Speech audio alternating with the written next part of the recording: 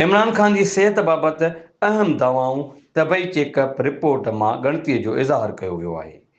इमरान ख़ान बाबति साम्हूं आयल दावा मूजिबि 1 आगस्त ते थियल मेडिकल चेकअप दौरान संदसि ब्लड प्रेशर 140 खां 100 रिकॉर्ड कयो वियो आहे, जॾहिं त नब्ज़ 50 फ़ी मिनट ॿुधाई पई वञे।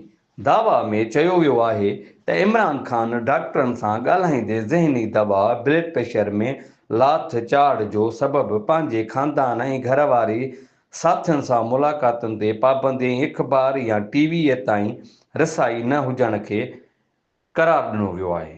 ज़रियनि मूजिबि डॉक्टरनि ज़हनी दबाउ घटि करण लाइ ख़ानदान सां वधीक मुलाक़ातूं कराइण, पढ़ण लाइ मवाद फ़राहम करण जी सलाह ॾिनी आहे।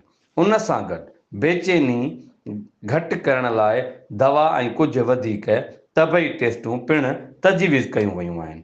इमरान ख़ान जी उमिरि मुसलसल ज़हनी दबाउ खे नज़र में रखंदे सिहत बाबति वधीक पश्तगाइनि खां बचण लाइ बाक़ाइदे तबई निगरानी, मुनासिब माहौल जी ज़रूरत ते ज़ोर ॾिनो वियो आहे।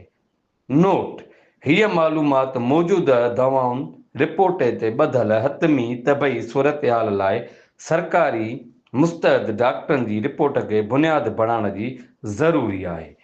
सो असांजो वीडियो अगरि तव्हांखे पसंदि आयो आहे त शेयर कयो, लाइक कयो ऐं पंहिंजी राय कमेंट कयो ऐं असांजे पेज खे फॉलो कयो।